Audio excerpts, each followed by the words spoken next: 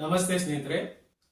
ಚಿಕ್ಕ ಮಕ್ಕಳು ಬಾಯಲ್ಲಿ ಬೆರಳನ್ನು ಇಟ್ಕೊಂಡಾಗ ಯಾರು ಅದನ್ನ ಅಷ್ಟು ಸೀರಿಯಸ್ ಆಗಿ ತೆಗೆದುಕೊಳ್ಳೋದಿಲ್ಲ.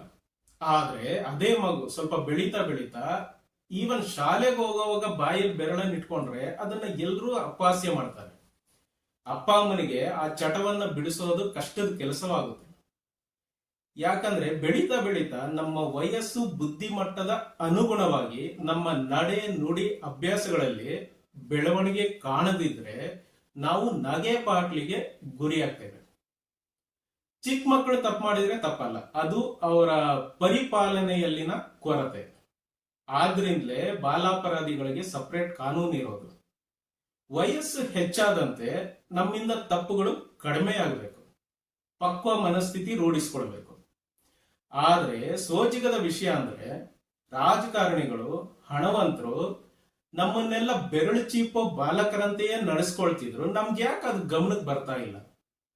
ಹೌದು, ನಮ್ಮ ಬಾಲಿಶ ಬುದ್ಧಿಗಳಿಗೆ ಬೆರಳು ಚೀಪೋದು ಬಾಲಿಶತನ, ದಡ್ಡತನ ಅಂತ ಅನ್ನಿಸ್ತಾನೆ ಇಲ್ಲ. ಯಾಕೆ? ಯಾವುದೋ ಕಾರಣಕ್ಕೆ ನಾವು ನಮ್ಮ ರಾಜಕಾರಣಿಗಳಿಗೆ ನಮ್ಮ ಥಮ್ಸ್ ಅಪ್ ಅಂತ ತೋರಿಸ್ತೀವಿ. ಹೆಬ್ಬೆಟ್ಟು ನೋಡಿದ ತಕ್ಷಣ ಎಡಗೈ ಹೆಬ್ಬೆಟ್ಟಿಗೆ ಜಾತಿಯ ಜೇನು, ಬಲಗೈ ಹೆಬ್ಬೆಟ್ಟಿಗೆ ಧರ್ಮದ ತುಪ್ಪ ಸವರಿ ಚೀಪ್ತಾ ಇರೋ ಪುಟ ಅಂತ ಬಿಟ್ಟು ಬಿಡೋದು ನಮ್ಮ ಅರಿವಿಗೆ ಯಾಕೆ ಬರ್ತಾ ಇಲ್ಲ? ಅಲ್ಲೊಬ್ಬ ರಾಜಕಾರಣಿ ರ್ಯಾಲಿ ಪ್ರತಿಭಟನೆ ಮಾಡ್ಬೇಕಿದೆ ಬನ್ನಿ ಅಂತ. ಕಾರಣ ಏನು, ಯಾವ ಪುರುಷಾರ್ಥಕ್ಕೆ ಪ್ರತಿಭಟನೆ ಯಾರಿಗೂ ಗೊತ್ತಿಲ್ಲ. ಆದ್ರೂ ಹೋಗ್ತೀವಿ.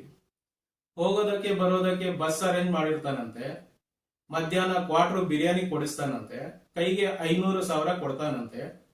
ಮಧ್ಯಾಹ್ನ ಬಿಸಿಲಿಗೆ ಬಾಯಾರಿಕೆ ಆದ್ರೆ ಐಸ್ ಕ್ಯಾಂಡಿ ಅರೇಂಜ್ಮೆಂಟ್ ಸಹಿತ ಇರುತ್ತಂತೆ.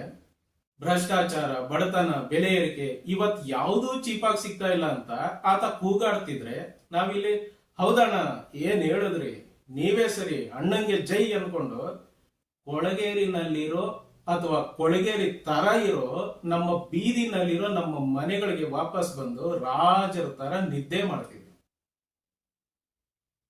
ನಮಗೋಸ್ಕರ ಅಲ್ಲೊಬ್ಬ ಚೀಪ್ ಅಂತ ಕೂಗ್ತಿದ್ದಾನೆ, ಇನ್ನು ಎಲ್ಲ ಚೀಪಾಗಿ ಹೋಗುತ್ತೆ, ನಮ್ಮ ಮನೆ ಬೀದಿನೂ ಸುಧಾರಿಸುತ್ತೆ ಬಿಡು ಅಂತ ಮಲಗ್ತೇವೆ. ವರ್ಷಗಳೇ ಕಳೆದ್ರು ನಮ್ಮ ಜೀವನದಲ್ಲಿ ಏನೇನು ಸುಧಾರಣೆ ಇಲ್ಲ ಅಂದ್ರು, ಯಾವುದೇ ವಸ್ತುವಿನ ಬೆಲೆ ಚೀಪ್ ಆಗದಿದ್ರು ನಾವು ಮಾತ್ರ ಬೆರಳು ಚೀಪ್ತಾನೇ ಇರ್ತೇವೆ. ನಮ್ಮ ಬಾಲಿಶತನ ನಮ್ಮನ್ನು ಬಿಟ್ಟು ಹೋಗೋದೇ ಇಲ್ಲ. ಅಲ್ಲಿ ಆ ದಿನ ಚೀಪ್ ಅಂತ ಕೂಗದವನೇ ಬೆಲೆ ಎಲ್ಲವನ್ನೂ ದುಬಾರಿ ಮಾಡಿದ್ದಾನೆ ಅಂತ ಯಾವತ್ತಿಗೂ ನಮ್ಮ ಚೀಪ್ ಮೆಂಟಾಲಿಟಿಗೆ ಅರ್ಥ ಆಗೋದೇ ಇಲ್ಲ. ಅವನೇನೋ ಚೀಪ್ ಅನ್ಕೊಂಡು ಬೆಳೆದ, ನಾವು ಮಾತ್ರ ಹಾಗೆ ಇದ್ದೀವಿ. ಇಲ್ಲೊಬ್ಬ ಪುಡಾರಿ ರಾಜಕಾರಣಿ ಅವನ ಬರ್ತ್ಡೇ ಫ್ಲೆಕ್ಸ್ ಬ್ಯಾನರ್ ನಲ್ಲಿ ನನ್ನ ಫೋಟೋವನ್ನ ಒಂದು ಮೂಲೆನಲ್ಲಿ ಹಾಕಿದ್ದಾನೆ. ನೋಡ್ದೇನೋ ಅಣ್ಣನ್ ಫ್ಲೆಕ್ಸ್ ನಲ್ಲಿ ನನ್ನ ಫೋಟೋ?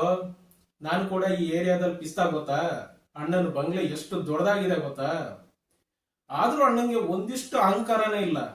ನನ್ನಂತ ಬಡವನನ್ನು ಕೂಡ ಬರ್ತ್ಡೇಗೆ ಬರ್ಲೇಬೇಕು ಅಂತ ಕರೆದಿದ್ದಾರೆ ಗೊತ್ತಾ? ಕ್ವಾರ್ಟರ್, ಕಬಾಬ್, ಬಿರಿಯಾನಿ ಎಲ್ಲ ಇದೆಯಂತೆ. ಏನ್ ಮಗ ಅಣ್ಣನ್ ಗತ್ತು? ಕ್ರೇನ್ ನಲ್ಲಿ ಬರೋ ದೊಡ್ಡ ಹಾರ ಏನು, ಕೆಜಿ ಗಟ್ಲೆ ಕೇಕು, ಅದನ್ನ ಕಟ್ ಮಾಡೋದಕ್ಕೆ ಅಣ್ಣನ ಕೈಯಲ್ಲಿ ತಲ್ವಾರು. ಅಣ್ಣಂದೇ ಸೂಪರ್, ಬದುಕಿದ್ರೆ ಅವ್ರ ತರ ಬದುಕಬೇಕು, ನನಗೆ ಅವರೇ ರೋಲ್ ಮಾಡಲು. ಹೀಗೆಲ್ಲ ಹೊಗಳು ಬಂಟ್ರ ತರ ಹೊಗಳ್ತಾ ಬಂದ್ಬಿಟ್ಟು ನಮ್ಮ ಚಾಪೆ ಮೇಲೆ ಬೆರಳು ಚೀಪ್ತಾ ಮಲಗ್ತೇವೆ. ಆ ದಿನದ ಕನಸಿನಲ್ಲಿ ಅದೇ ಅಣ್ಣ ತನ್ನೆಲ್ಲ ಆಸ್ತಿಗಳಿಗೆ ನನ್ನನ್ನೇ ಬೇನಾಮಿ ಮಾಡ್ದಂಗೆ ಅವನು ಮತ್ತವನ ಕುಟುಂಬದವರು ಎಲ್ರೂ ಕಾಶಿಗೆ ಹೋಗಿ ಎಲ್ರೂ ಒಟ್ಟಿಗೆ ಗಂಗೆನಲ್ಲಿ ಕೊಚ್ಕೊಂಡು ಹೋದಂಗೆ ಆಸ್ತಿಗೆಲ್ಲ ಈಗ ನಾನೇ ಒಡೆಯ ಆದಂತೆ ಕನಸು. ಆ ದೊಡ್ಡ ಕಾರುಗಳು, ಆ ಬಂಗಲೆ, ಆ ಮನೆ ಸುತ್ತ ಕಾವಲು ಕಾಯ್ತಿರೋ ಮನುಷ್ಯರು, ಸ್ವರ್ಗ. ಹೆಂಡತಿ ಕೆನ್ನೆಗೆ ರಪ್ಪ ಅಂತ ಕೊಟ್ಟು ಮಕ್ಳಿಗೆ ಫೀಸ್ ಕಟ್ಟಿಲ್ಲ ಅಂತ ಶಾಲೆಯಿಂದ ನೋಟಿಸ್ ಕಳಿಸಿದಾರೆ ನೋಡು ಅಂದಾಗ್ಲೇ ನಾನು ಭೂಮಿಗೆ ಬಂದಿದ್ದು.